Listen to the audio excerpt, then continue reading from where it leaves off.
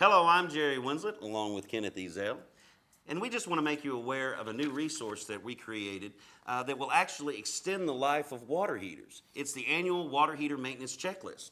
Yeah, you always want to extend the life of the water heater. That way it meets the customer's expectations, right, on how long it should last. Right, because that's when they always say, you know, my water heater didn't last as long as I think it should, or it didn't last as long as the warranty period.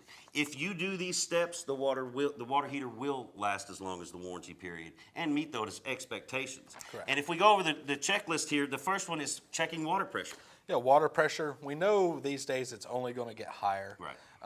We never want more than 80. We recommend between 50 and 60. So you want to get the water pressure in that range. Okay, and we do that with a step number 2, is a pressure reducing valve. Yeah, pressure reducing valve, it really doesn't matter how much pressure they send you. It's going to keep it regulated, right? It's Right. a regulator. So that's going to have you prepared for the future. All right, and once we get the water heater, the water pressure under control, we've got to deal with the thermal expansion.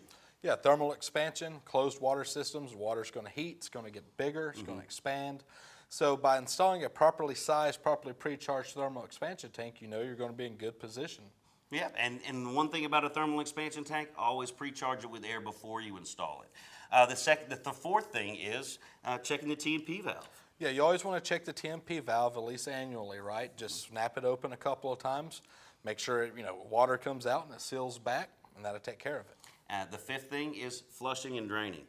Flushing and draining the water here is very important. We know water has stuff in it.